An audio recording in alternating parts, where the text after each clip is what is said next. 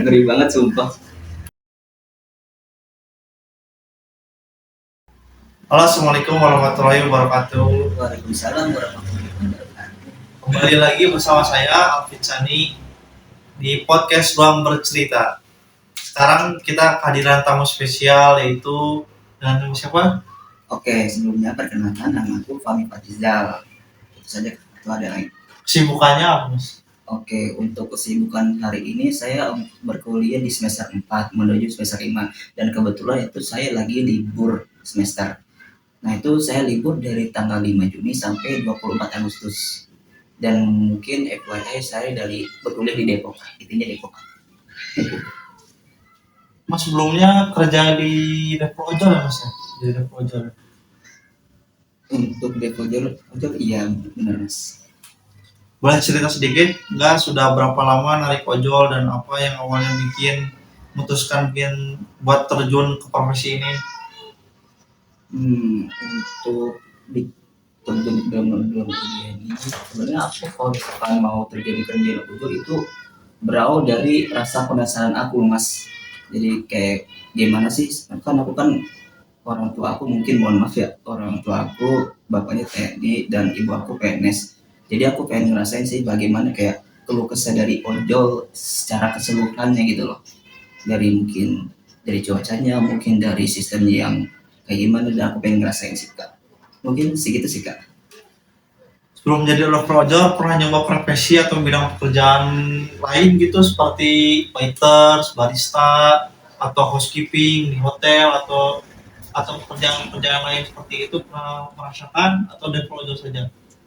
Kalau untuk housekeeping dan sebagainya itu saya kebetulan belum kepikirannya. Soalnya kan kalau dalam driver ojol ini kan kita kayak sebagai mitra itu ya Mas. Ya. Kayak aku tuh kayak pengen kerja sebebas lah kemauannya, semaunya aja mungkin ya. Dan posting yang sebagai waitress dan lain sebagainya mungkin itu kayak harus ada jadwal yang mungkin harus setara dari bosnya kita. Jadi mungkin aku belum kepikiran dari situnya sih Mas. Oh, karena terikat jam kerja itu jadi nggak pengen, karena pengennya mau kita aja bebas gitu ya? Iya, soalnya kan aku juga ikut UKM juga dan ikut nge-gym juga sih sama teman aku. Jadi mungkin kalau misalkan ada mungkin harus jadi waiters dan sebagainya, mungkin aku kurang belum bersedia sih Mas. Banyak orang melihat ojol itu kerjanya bebas jamnya, tapi sejujurnya seperti apa sih ritme kerja atau jam operasional sehari-hari gitu? Jujur dalam tergantung konteks sih, tapi kalau misalkan menurut aku pribadi itu ojol, aku tuh biasanya mudik dari pagi-pagi banget. Kebetulan kan aku semester 4 itu lebih kuliahnya tuh lebih ke arah siang gitu lah, siangan jam 1, jam 2, jam 10-an minimal. Nah itu aku jam 6-nya, aku jam 5-nya itu pagi sholat subuh, kayak terus nonton YouTube, habis itu mandi, habis itu langsung narik sekitar jam 6-an lah. Kayak itu jam 6 kayak di Depok lumayan ramai orang-orang biasanya kayak itu sih Mas. Dan mungkin selesainya itu sekitar jam 8-an sih Mas. Bisa jam 8, bisa jam 9 tergantung berapa banyak yang order sih Mas. Biasanya yang ramai itu pagi atau enggak sore. Tapi kalau sore kan aku nge-gym atau enggak ikut UKM, ikut bela diri itu sih Mas. Apa tantangan terbesar sering dihadapi di jalan? Apakah cuaca, penumpang, sistem, aplikasi, atau hal lain? Kalau tantangan terbesar aku itu sebenarnya aku pas pertama kali ngojek itu aku agak masih bingung tuh bagaimana caranya. Untung ada kenal padahal masih kayak teman-teman ojek Maxim yang lain itu yang memberitahukan kalau ini nih kayak yang orderan kan biasanya di Maxim tuh banyak, sebenarnya enggak Maxim juga sih, banyak di aplikasi lain itu terdapat apa namanya, orderan-orderan fiktif gitu loh Mas. Jadi kayak aku udah chat order, habis itu ke tempat tujuan, itu tuh tempat tujuannya sebenarnya kayak Alfamidi, cuma pas udah nyampe ke supermarketnya itu saya gak nemu, bingung. Makanya saya balik lagi, kebetulan ada pengguna ojol Maxim juga, jadi saya tanya-tanya lah ini kenapa bisa kayak gini dan bla bla bla. Nah habis itu diajarin kalau ini orderan fiktif. Nah mungkin itu tantangan terbesar bagi para semua ojol sih Mas. Sama juga ada, aku pernah itu sering banyak sering banget pas di yang penumpang itu, misalkan itu antar pulau ada aja tuh mas yang sampai juta-jutaan. Itu emang nggak make sense sih mas. Itu emang menurut aku pribadi kasihan juga pada para pengguna ojol yang lain gitu loh mas. Oh, kayak ditipu gitu ya. Sebenarnya kalau misalkan kena pencet order itu kan bakal agak susah tuh kalau misalkan mau batalinya. Oh di Maxim ya kalau, dan mungkin gitu sih mas, itu tantangan terbesarnya. Kalau misalkan cuaca kan kita bisa antisipasi dengan pakai jas hujan gitu, itu oke lah. Kalau misalkan dalam penumpangnya, jujur kalau misalkan menurut aku pribadi aku eh, aman-aman aja sih kalau misalkan penumpang yang lainnya. Pernah nggak di penumpang ada yang megang-megang kaki atau merayu-rayu gitu? Ngeri banget kalau misalnya cowok. Ngeri banget sih.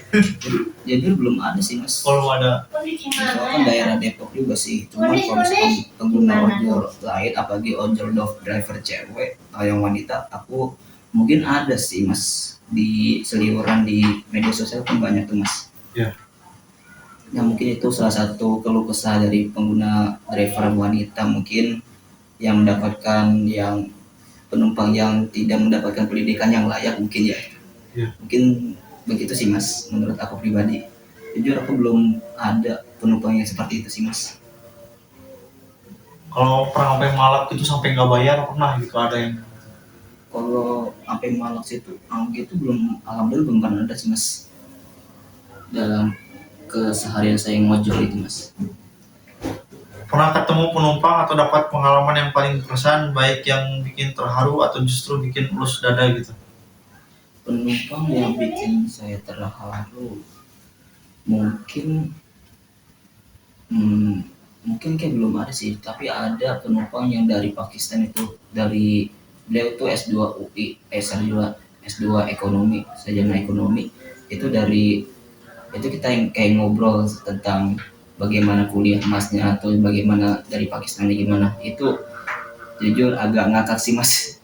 Itu karena kita pas mulai jam 5 sore sampai sekitar maghriban, itu menyelurusi jalan-jalan ke Batu gitu, kayak jalan-jalan rawan mali gitu mas, jalan-jalan rawan begal. Itu emang paling kocaknya sih mas kalau menurut aku.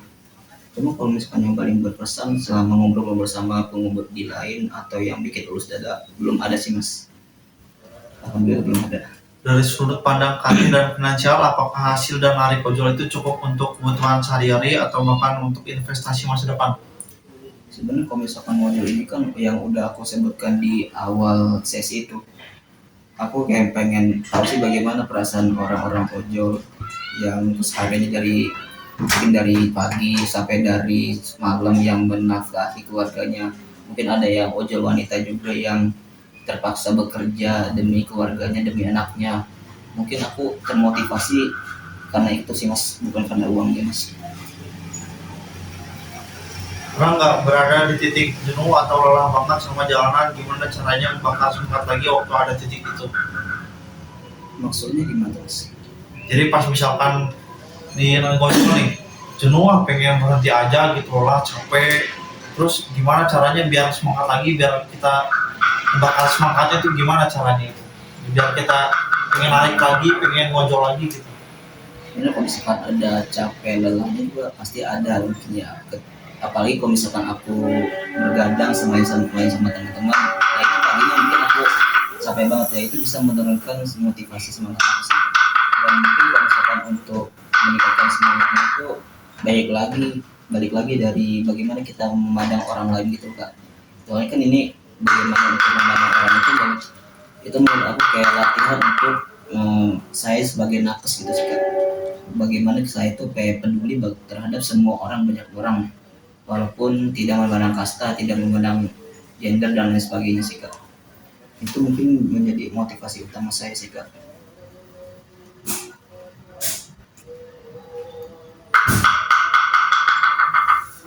Apa arti roda dua atau pekerjaan ini buat kehidupan keluarga di rumah? Arti kehidupan roda dua, mungkin arti dari kehidupan roda dua, bagaimana kita mau menempuh perjalanan dari siang sampai malam hanya untuk menafkahi keluarga kecil kita, mungkin dari bagi beberapa ojol yang merasa hidupnya sulit mendapat pekerjaan formal dan lain sebagainya, itu mungkin ojol satu-satunya mungkin pelarian bagi mereka, mungkin bagi sebagian orang itu mungkin jadi salah satu pelariannya sih kak. Dan aku salut sebagai orang yang kerja apa aja walaupun jadi ojol, yang notabene mungkin tidak dihargai dari sebagian masyarakat kalangan atas, mungkin itu aku salut bagi mereka sih mas. Apa pesan yang mau disampaikan buat sama rekan ojol di luar sana, atau buat yang lagi nonton podcast kita, pesan dan kesannya gimana? Apa yang disampaikan bagi para ojol yaitu bagaimana kita untuk memaknai kehidupan ini. Apakah kita mengacu pada uang, apakah kita mengacu pada kehidupan dan lain sebagainya, itu tergantung dari kita sendirinya, mau bebas mau bagaimana kita memaknai kehidupan ini, mungkin itu sih. Dan untuk podcast, untuk secara masyarakat umum, teruslah bersyukur, mungkin itu poin utamanya sih mas. Oke, bersyukur. Siap. Siap. Ada cukup? Oke, cukup. Terima kasih teman-teman sudah menonton podcast Ruang Bercerita. Oke, terima kasih.